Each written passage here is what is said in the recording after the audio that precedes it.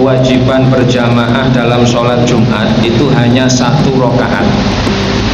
Jadi andai kata kula panjenengan sholat Jumat oleh 1 rakaat ngempet mules, wetenge mules, imam itu pak kebawan, tapi 1 rakaat sudah terpenuhi. Dos pundi daripada mboten kuat mencret nang masjid, langsung niat mufarokoh salib imame.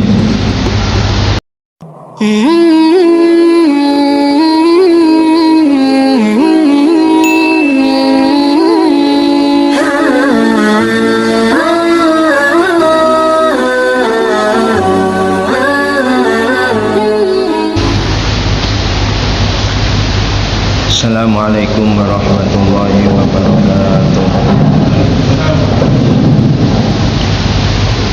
Ilahi anta maksudi wa ridha kama turdi ila hadratin nabiyil mustafa sayyidina Muhammadin sallallahu alaihi wasallam wa ila hadrati jami'i abai wa akhwani minal anbiya wal mursalin khususan ulil azmi minhum alaihimus salatu wassalam wa ila hadrati nabiyil khadim bal yamakan alaihi salatu wassalam wa ila hadrati jami'i azwaji wa auladi wa dzurriyyati wa ahli baitul kiram wa jami'i ashabi wa sadatina khulafai rasyidin wa sudatul mutammimin al asyaratul kiram wa jami'i ashabi ahli badrin al muhajirin wal ansar wa jami'i tabi'in wa tabi'in wa man tabi'ahum bi ihsan ila yaumiddin wa ila hadrati jami'i malaikatil muqarrabin usan malaikat Jibril, malaikat Mikail, malaikat Israfil, malaikat Israil alaihi salatu wassalam wa ila hadrati jami'i awliya ila masyariqil ardi ila maghribi abadiya bahriya khususan la hadrati sultanil awliya sayyidina Syekh Abdul Qadir al-Jilani radhiyallahu an wa ila hadrati Syekh Muhyiddin Abil Hasan as-Sadili radhiyallahu an wa ila hadrati Syekh Ibrahim ad-Dasuki wa Syekh Ahmad Arifai wa Syekh Ahmad al-Badawi wa Syekh Qasim al-Junaidi wa Syekh Was al-Qarani wa Syekh Hamid Muhammad al-Ghazali wa Syekh al-Aswad al-Ali wa Syekh Ahmad as-Sawi al-Maliki wa Syekh Muhammad Nawawi al-Bantani wa Syekh Ba'udin al-Naksabandi wa Syekh Sultan al-Yamani radhiyallahu anhum wa ila hadrati jami'i muallifil kutub san muallifi hadzal kitab Syekh Hasbullah bin Sulaiman wa jami'i masyayikhina wa jami'i asatidina wa muallimina fid din khususan arwahim rabbi ruhina Ahmad Jazuli Usman bin Sa'al wa ruhi zawjati Manya radhiyallahu Jazuli wa ruhi auladi usala ruhi Hamzah Jazuli wa ruhi gai Zainuddin Jazuli wa ruhi gai Fuad Munim Jazuli wa ruhi gai Munif Jazuli wa ruhi gai Mahfud Sirat wa usulihim wa furuhim wa azwajihim wa akhwatihim wa masyayikhihim wa man intasaba ilaihim wa usalla arwahi wa ila arwahi jami'al kubur minal muslimina wal muslimat wal mu'minina wal mu'minat aynama kanu masyarikil ardi wa maghribiha wa bahriha khususan arwahi awliya'i ahli badah alladzina sunna wa nasuru ila maqabirihim wa khususan arwahi jami'i muassisi jam'iyatin ahbabil ulama hatta ta'lamu bi asma'ihim wa maqabirihim khususan la hadrati Syekh Mas'ali Kabir wa ruhi Misri Suri dan Anyar wa ruhi Abdul Wahab Hasbullah Tambah Beras wa ruhi bagi Ridwan Abdullah Surabaya wa ruhi bagi Hasan Samsul Arif Sukondo wa ruhi bagi Hasan Sepungelo wa ruhi Syekhana Muhammad Oleh bin Abdullah bin Mangkalan wa ruhi Syekh Subakir wa khususan la arwahi walidina baina wa ummahatina wa jaddatina wa jududina wa akhwatina khususan la arwahi amwatil hadirina wal hadirati fi hadzal masjid wa khususan la arwahi jami'i man amara hadzal masjid sayyidillahi lana wa lahumul fatihah. A'udzu billahi minasy syaithanir rajim. Bismillahirrahmanirrahim. Bismillahirrahmanirrahim. Alhamdulillahirabbil alamin arrahmanir rahim maliki yaumiddin. Iyyaka na'budu wa iyyaka nasta'in ihdinas siratal mustaqim siratal ladzina an'amta 'alaihim ghairil maghdubi 'alaihim waladdallin. Rabbi ighfirli wa liwalidayya wa lil mu'minina amin.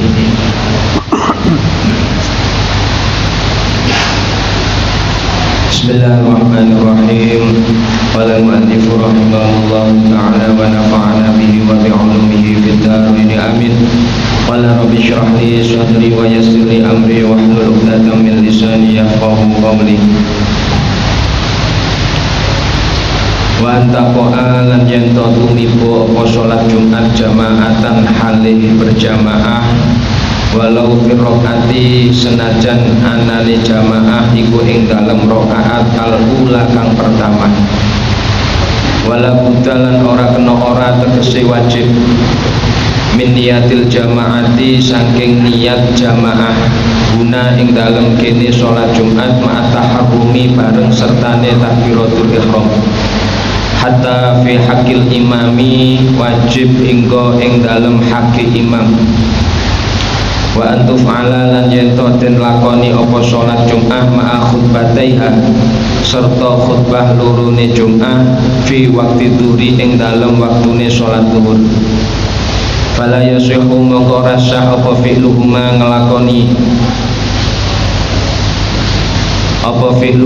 ngelakoni Jumat lan khutbataini qablahu ing dalem sadurunge waktu dhuhri.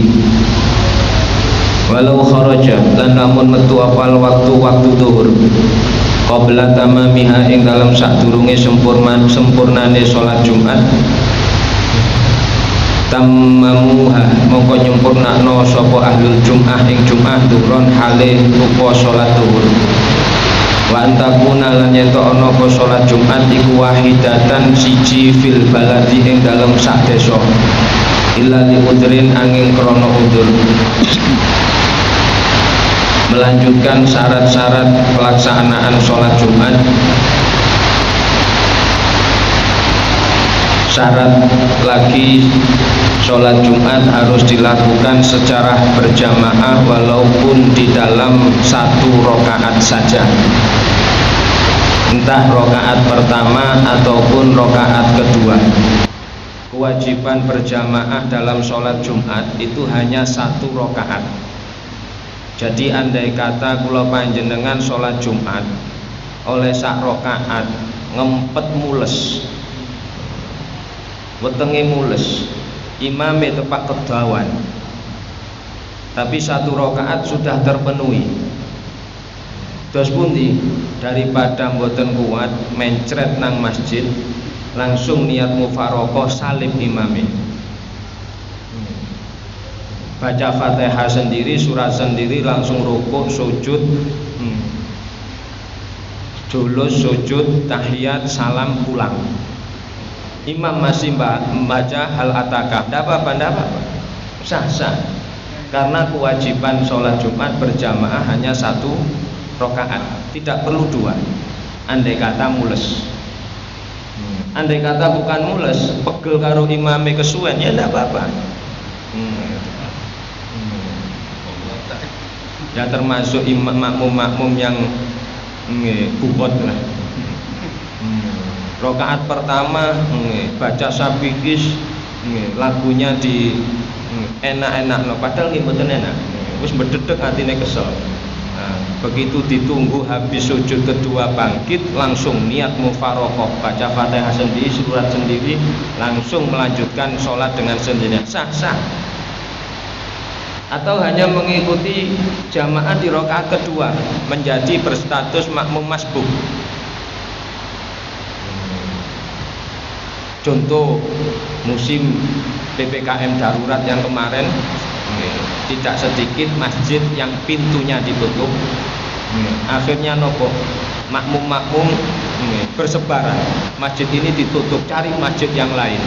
Ketika nyampe di masjid, sholat Jumat sudah dapat satu rakaat, ketinggalan satu rakaat. Nah ini bagaimana niat? Tetap niatnya sholat Jumat, usolli fardhul Jum'ati rakaataini makmuman lillahi ta'ala, setelah salam nambah satu rakaat. Ini masbuk yang satu rakaat. Namun ketika kita menjadi masbuk dua rakaat, imam tahiyat akhir mau salam, kita baru nyampe masjid, baru takbir usolli fardhul Jum'ati rakaataini makmuman lillahi ta'ala, langsung duduk tahiyat. Bagaimana? Niatnya sholat Jumat, tapi setelah salam nambah 4 rakaat jadi zuhur. Karena apa? Karena dia tidak memenuhi syarat satu rakaat.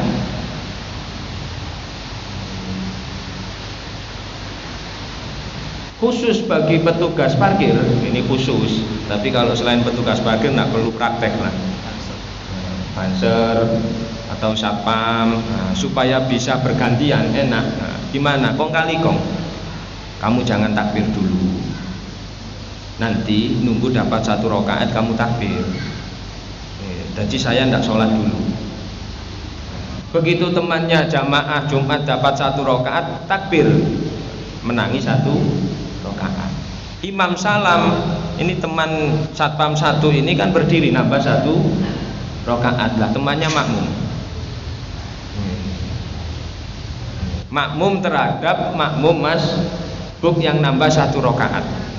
Niatnya apa? Ya tetap niat sholat Jumat. Satpamnya ada 3 bansernya, yang satunya masih jaga. Ketika makmum yang masbuk pertama itu sudah salam, makmum sambungan kan berdiri lagi. Berdiri lagi nambah 1 rakaat. Lah ini yang belum sholat nyusul lagi nambah makmum. Usolli fardhul jum'ati rakaataini makmuman lillahi ta'ala, sah. Kalau ada ketiduran lagi nyambung terus sampai asar bisa. Jadi sekali-kali bikin Jumatan mulai jam 11:30 sampai 11:30. Itu tadi bergilir, berantai terus. 1 rakaat nyambung, 1 rakaat nyambung, salam 1 rakaat nyambung terus, sah Jumatannya. Pahalanya ya tidak sama dengan yang full. Jangan tanya pahala, yang penting Jumatannya sah dan gugur kewajiban. Karena apa? Karena syarat pokoknya adalah sholat Jumat itu berjamaah 1 rakaat. Kalau 2 rakaat tidak memenuhi jamaah, ya berarti habis salam nambah 4 rakaat langsung berubah menjadi sholat zuhur. Di dalam sholat Jumat, syarat keharusan dilakukan secara berjamaah ini harus niat jamaah mulai sejak awal takbiratul ihram. Beda dulu dengan sholat jamaah selain Jumat. Kalau sholat jamaah selain Jumat itu kita niat jamaah di tengah sholat boleh. Dulu saya contohkan, panjenengan sholat di masjid sendirian, usolli fardhu dhuhri arba'a raka'atin, makmum usolli fardhu dhuhri arba'a raka'atin lillahi ta'ala Allahu akbar. Dapat 2 rakaat, ada orang sholat di depannya, langsung niat makmuman boleh. Tidak perlu sekarang jawil, ngeblek pundak. Itu kan tradisi-tradisi anak pondok. Kalau anak pondok bukan jawil lagi, geblek. Yang akhirnya tidak jadi jamaah, gelut yang iya. Itu kan cuma pemberitahuan supaya apa? Supaya yang niat jamaah bukan hanya makmum, tapi imamnya juga niat jamaah. Jadi sholat zuhur, asar, maghrib, isya, subuh, imam itu tidak harus niat jamaah. Tapi kalau imamnya tidak niat jadi imam, ya dia pahalanya cuma 1, makmumnya saja yang 27 derajat. Khusus sholat Jumat, makmum dan imam tidak ada bedanya, sama-sama harus niat jamaah di awal takbiratul ihram. Kalau makmum ya niat makmuman, kalau imam ya niat imam. Itu syarat. Kemudian syarat lagi Jumat dan khutbahnya yang sebelum pelaksanaan sholat itu harus dilakukan setelah betul-betul masuknya waktu zuhur. Jadi tidak boleh khutbah itu di luar waktu zuhur. Sebelum zuhur khutbah dulu lah, nanti Jumatannya baru nunggu masuk waktu.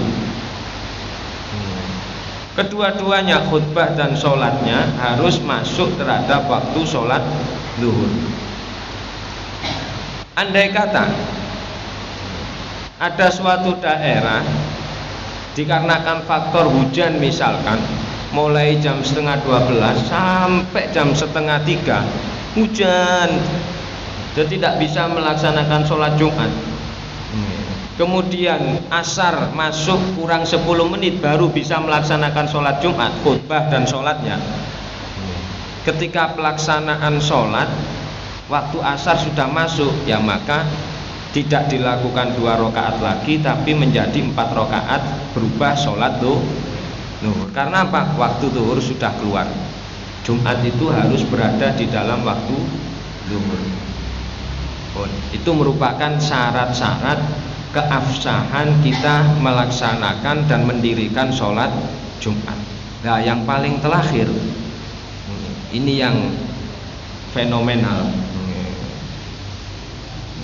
Sholat Jumat itu hanya sah didirikan di satu desa, satu kelurahan, hanya satu. Entah itu di masjid, entah itu di luar masjid. Satu kelurahan, bukan satu RT, bukan satu RW. Tapi satu kelurahan itu harus mendirikan satu Jumatan. Karena apa? Karena Jumat itu merupakan bentuk kegiatan ibadah, menunjukkan syiar bahwasanya orang Islam bisa kompak.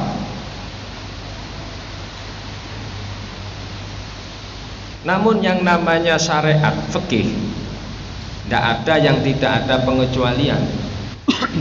Larangan mendirikan 2 sholat Jumat memang betul ada. Cuma kalau ada hajat atau ada udzur, perkembangan zaman, perkembangan masa. Kalau dulu mungkin orang sholat Jumat cuma 40, 50, satu kampung itu warganya cuma 70. Nah sekarang RT itu bisa 100. Sedangkan tanahnya tidak berubah lebar, tetap masjidnya juga tetap. Kalau andai kata satu kampung itu hanya satu masjid, satu kampung Jumatan di situ tidak muat, bagaimana? Silakan mendirikan masjid lagi. Itu alasan satu. Diperbolehkannya satu kampung, satu kelurahan ada 2 masjid, andai kata dijadikan satu, tidak muat. Boleh, itu satu. Yang kedua, tata letak masjid satu kampung berada di ujung utara.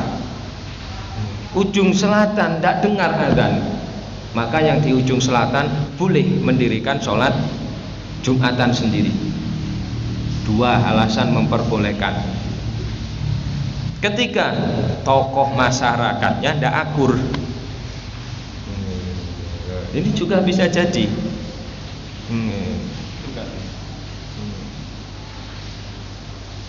Tokoh masyarakatnya tidak akur, menyebabkan apa? Ricu, rancu di kalangan masyarakat bawah, kubu-kubuan.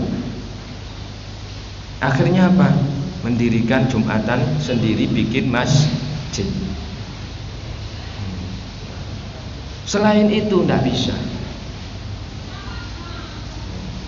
Namun dalam kitab Buhyah Mustarsyidin di paling akhir, kesimpulan dalam satu kampung ada beberapa Jumatan itu bagaimana? Satu, yang penting sulit untuk berkumpul, apapun alasannya boleh mendirikan Jumatan. Banyak boleh mendirikan Jumatan, banyak. Tapi kalau tanpa alasan, tidak ada alasan yang memperbolehkan kok mendirikan sholat Jumatan lebih dari satu, maka Jumatan yang takbiratul ihramnya pertama itu yang sah, yang kedua tidak sah. Kalau sudah tidak sah, ya wajib ulangi sholat zuhur. Sebagai bentuk kehati-hatian para ulama, ketika di kampung kita ada banyak sholat Jumat, ya seperti zaman sekarang nih lah. Kelurahan Pulau Kiambek, Bukul Kidul, itu sekarang masjid ada 4. Itu satu kelurahan Bukul Kidul saja. Yang di utara Al-Mahfudi, Bukul Legi, Brumnas, dan yang paling baru adalah Bukul sebelah timur depannya Bukismas.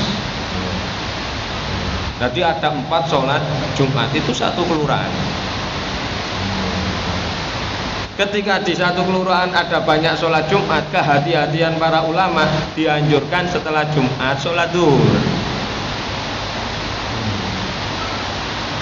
Ini hanya disampaikan tapi tidak ada yang praktek.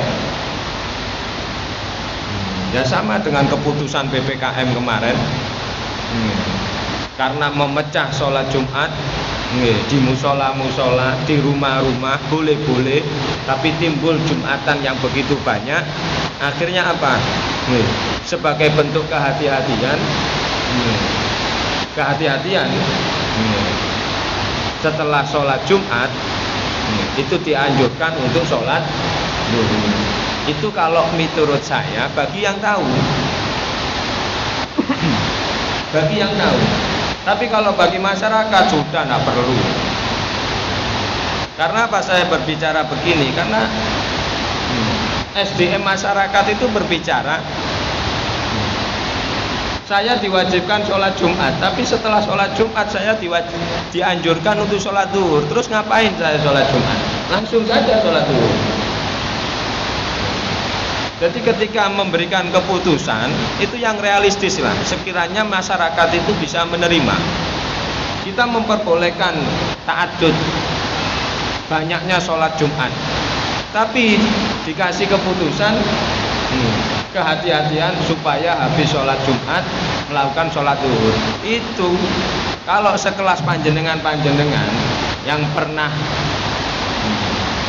merasakan pendidikan madrasah paham. Tapi kalau masyarakat warungan yang ada dirasani karepane ulama ya apa? Awak diwajibno sholat Jumat, ya diwajibno sholat zuhur. Wis mesisan enggak ada Jumatan, langsung sholat zuhur aja. Itu suara masyarakat. Jadi apa? Ya kalau kita mengikuti pendapat yang memperbolehkan sholat Jumat banyak, ya sudah sah Jumatannya. Kalau sah tidak perlu sholat zuhur. Itu saja. Kalau kurang mantep sama ulama yang memperbolehkan Jumatan banyak, nah ya berarti silakan diulang sholat zuhur. Itu hanya ulama-ulama atau kita-kita yang kurang mantap dengan pendapat ulama. Kalau sudah mantap ya enggak apa-apa. Tapi itu bentuk kehati-hatian. Memang ya perlu. Tapi kita juga harus melihat keadaan masyarakat bawah realnya gimana. Anjuran itu ya kita melihat ini lebih dilakukan apa malah justru ditinggalkan.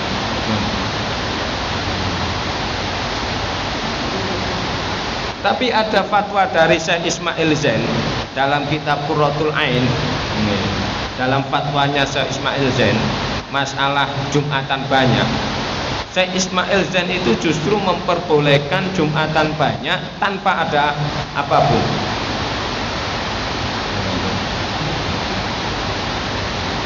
Syekh Ismail Zain memperbolehkan dalam satu kampung Jumatan, mendirikan Jumatan lebih dari satu, bebas, mau ada 10 kayak boleh.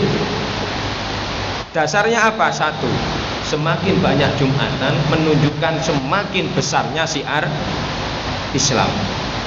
Namun Syekh Ismail Zain memberi catatan, dengan catatan per Jumatan tidak boleh kurang dari 40 orang. Itu Syekh Ismail Zain.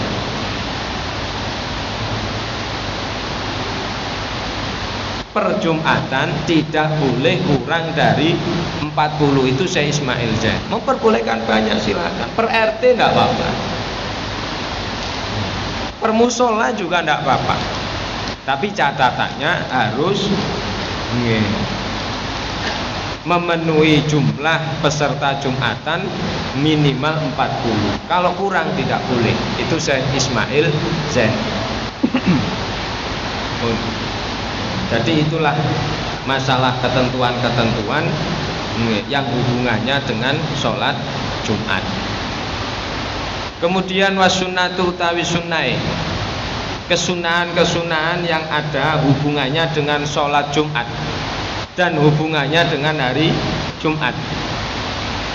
Iku ayat tasila yento adus sopo muridul Jum'ah qabla zawali ing dalam sadurunge lingsire srengenge sapa man wong yuridu kang ngersakake sapa wong udhuraha ing nekani Jumat. Satu, sunnah bagi orang yang mau melaksanakan Jumatan hendaknya mandi.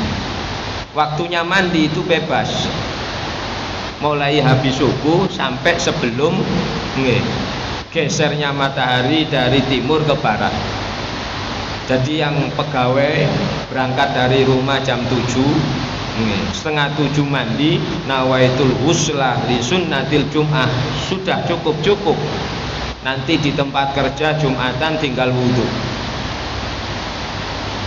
Yang kedua, wa ayyatanadzofa, lan yento bersih sapa muridul jum'ah.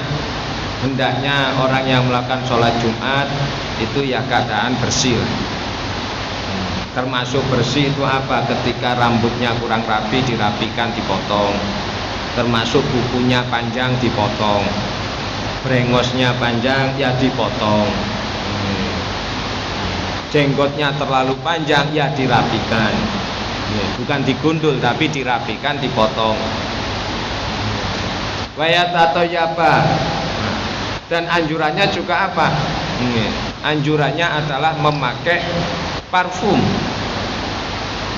Tujuannya apa? Supaya kita melakukan sholat Jumat bersama-sama saling nyaman. Nah, kata-kata nyaman ini ya kalau pakai parfum ya parfum yang standar lah. Jangan pakai terlalu karena punya parfum pemberian umroh atau haji. Saya punyanya ini, dipakai. Ambune masya Allah nyenget ya. Akhirnya orang yang sebelahnya itu tidak betah, sholat menjadi tidak khusyuk. Nah, itu pakai parfumnya makruh. Ya parfum-parfum yang wajar saja lah. Nah, kesunatan inilah yang pernah menjadi perdebatan saya dengan orang sebelah, mengatakan orang yang sedang ihram itu dilarang pakai parfum. Jadi orang yang sedang ihram itu dilarang merokok. Karena apa? Karena di dalam rokok itu ada cengkeh. Cengkeh itu baunya harum, kata mereka. Jadi kalau sedang ihram tidak boleh untuk merokok. Akhirnya saya tanya, oh gitu. Kalau orang ihram itu tidak boleh merokok sebab di dalam rokok itu ada cengkeh yang berbau harum, ya berarti panjenengan besok Jumatan silahkan merokok di dalam masjid. Karena dianjurkan sholat Jumat itu panjenengan harus bawa yang harum. Cengkeh itu kan katanya harum, ya rokokan saja. Oh beda kalau itu loh, tidak berani. Kalau ihram tidak boleh rokok karena ada cengkeh berbau harum. Ya kita tidak usah pakai minyak wangi, sambil nunggu khutbah rokokan saja kalau gitu boleh. Kan baunya harum. Itu dalam mengartikannya seenak sendiri.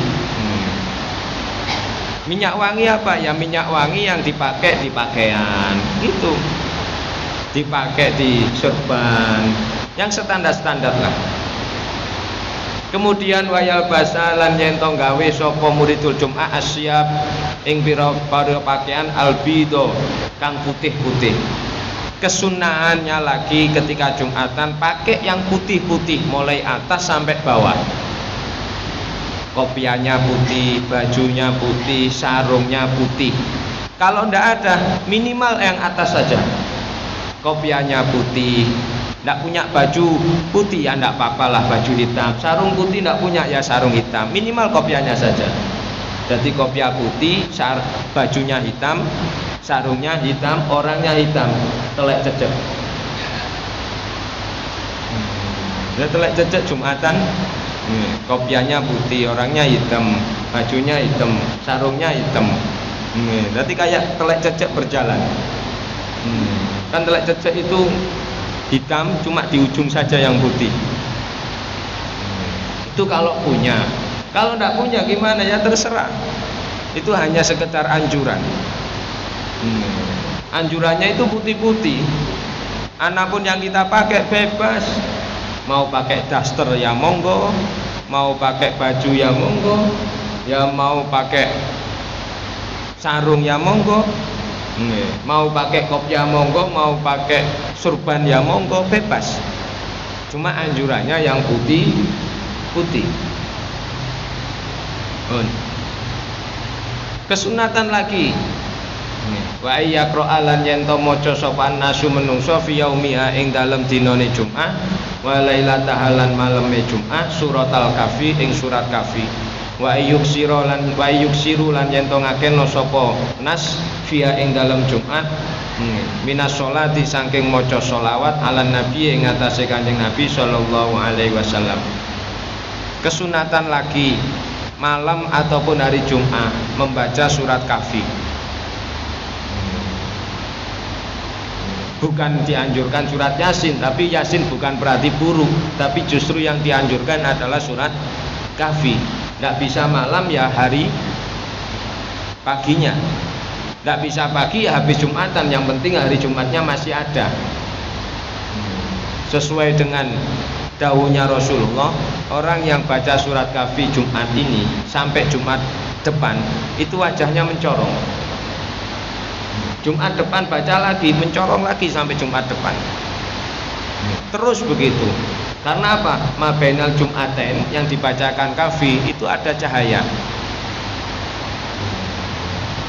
Yang kedua, perbanyak sholawat. Ini memang anjuran khusus, sholawat itu baik dibaca lebih-lebih di malam Jumat atau hari Jumat, itu merupakan anjuran khusus. Dan perbanyak lagi apa? Bacaan-bacaan istighfar, mendekat diri pada Allah, meminta ampun. Tujuannya apa? Antisipasi jangan-jangan Jumatnya hari kiamat. Makanya anjuran-anjuran kegiatan apapun di malam dan hari Jumat itu diliburkan. Tujuannya apa? Supaya waktu itu kita fokuskan untuk mendekatkan pada Allah, meminta ampun. Karena dulu pada waktu Rasulullah ditanya mata sa'ah, kapan itu kiamat, terus ditanya kapan itu kiamat, Rasulullah balik tanya, masta'datalaha, apa yang kamu siapkan? Rasulullah sendiri tidak tahu kapan itu kiamat, tapi akhirnya malaikat Jibril ngasih bocoran, kiamat itu akan terjadi di hari Jumat. Tanggalnya kapan, bulannya kapan, tahunnya kapan tidak tahu, yang penting pasti hari Jumat. Jadi kalau mau jadi tukang ramal, silakan meramal kiamat itu hari Jumat. Kalau tukang ramal meramal kiamat itu bukan hari Jumat, itu pasti salah. Karena bocoran langsung dari malaikat Jibril, kiamat itu pasti hari Jumat. Tinggal Jumat kapan saja.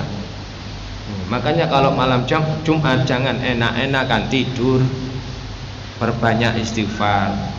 Kalau subuh ternyata matahari masih keluar, ya ditunda, berarti kiamatnya 1 minggu lagi. Itu saja. Terus bagaimana dengan kesunatan-kesunatan yang lain yang mungkin sering kita bahas? Sunnah malam Jumat. Nopo? Suami istri kumpul. Suami istri kumpul sunnah malam Jumat. Kalau menurut saya ini bukan sunnah, makruh.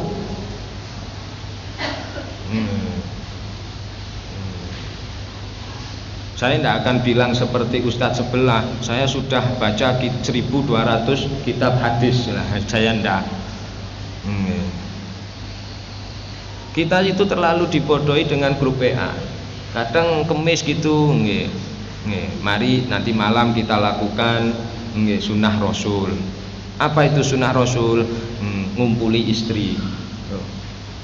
Itu aslinya tidak secara langsung pelecehan. Lah masa kita anggap sunnah Rasul itu, Rasulullah itu kumpul hanya malam Jumat, kayak tidak ada sunnah-sunnah yang lain. Justru kalau dikatakan sunnah Rasul itu adalah ngumpuli istri malam Jumat, itu akan menghambat sang suami untuk beribadah. Sing asale nang pesarean kate budal dastere dibuka kurung. Yang asalnya mau tahajud, istri sudah melumah, ngurung, tak sido tahajud. Akhirnya apa? Sujud mengkurep. Dan ketika sudah melakukan, ya wis lemes kabeh. Kate nang pesarean males. Kate adus adem. Terus gimana? Melungker bareng sampai subuh. Berarti apa? Mengabaikan malam Jumat. Napa lek mboten makruh? Hanya karena faktor menganggap itu sunnah Rasul. Padahal tidak ada anjuran sunnah Rasul. Di dalam kitab Qurratul Uyun itu cuma mengatakan kalau panjenengan itu kepingin punya keturunan-keturunan yang baik, hendaknya ketika kumpul pilihlah waktu-waktu yang istimewa.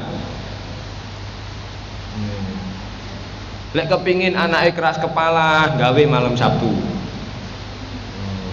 Kepingin anaknya ndak punya akhlak, kelakuannya koyok setan, ya gawe malam Selasa. Loh itu kan cuma arahan-arahan ulama dalam urusan hubungan intim. Kepingin anaknya cerdas, pinter ngaji, gawe yo malam Jumat. Tapi bukan sunnah. Dan itu hanya nopo berdasarkan pengalaman, tidak bisa dipastikan. Dan ketika bikin malam Jumat, kan tidak harus malamnya. Malam Jumat ya sampean pakai untuk kebesarean, untuk baca surat kafi, untuk tahlilan, yasinan, sholawatan. Pulang malam istri tidur, ya tidak apa-apa lah, nunggu besok habis subuh saja tidak apa-apa. Itu kan lebih ringan daripada kita mengatasnamakan sunnah. Ini sunnah Rasul. Mematikan orang kafir 40. Gitu. Oh? Gitu. Muda 70 loh. Sampean kakean kumpul malam Jumat, wong kafir tambah akeh. Dengan dasar kumpul sama istri, mateni wong kafir 70. Sing gak salat tambah akeh. Sing murtad yo tambah akeh. Tidak tahu itu keterangannya, dibilang sunnah Rasul dari mana, saya juga belum pernah menemukan. Saya tidak berbicara tidak ada, karena saya belum pernah menemukan. Yang ada apa? Itu hanya anjuran-anjuran. Kalau kepingin punya keturunan yang baik, kalau kepingin punya keturunan yang nantinya punya ilmu, cerdas, nah, bikinlah di waktu-waktu yang istimewa. Jangan asal-asalan. Kadang ya yang kumpul hubungan intim malam Jumat itu tidak dijadikan, dikeluarkan. Berarti kan nggak ada gunanya kalau gitu. Kalau hanya sekedar nuruti hasratnya nafsu saja, ya tidak usah pilih hari. Setiap hari juga bisa. Mau nggak dijadikan anak. Buktinya apa? Yang istri KB, istrinya suntik KB, kumpul nunggu malam Jumat, tidak mungkin jadi. Nanti ya percuma kalau malam Jumat, ya pilih saja malam Minggu, malam Sabtu, tidak apa-apa. KB waktu-waktu tertentu itu kalau memang kita kumpul dalam rangka supaya dijadikan anak. Tapi kalau sudah mulai awal KB dan tidak ingin jadi anak, ya tidak ada fungsinya. Tidak ada hubungannya dengan sunnah Rasul. Sunnah Rasul ya perbanyak sholawat, perbanyak baca Quran malam Jumat, perbanyak istighfar, surat kafi, itulah. Intinya apa? Perbanyak hal-hal yang bisa mendekatkan diri kita pada Allah Ta'ala. Itu urusannya sholat Jumat, dan juga kesunahan-kesunahan yang hubungannya dengan sholat, dan kesunahan-kesunahan yang hubungannya dengan hari Jumat. Mudah-mudahan kita selalu mendapatkan kekuatan, sabar, terus bisa berusaha meningkatkan kualitas ibadah, ketakwaan dan keimanan di masa-masa saat ini. Amin ya rabbal alamin. Mungkin itu saja yang bisa saya sampaikan. Terakhir, mohon maaf lupa, ini ada pertanyaan dari netizen katanya, karena ini juga mulai online. Yang tanya hamba Allah, Assalamualaikum warahmatullahi wabarakatuh.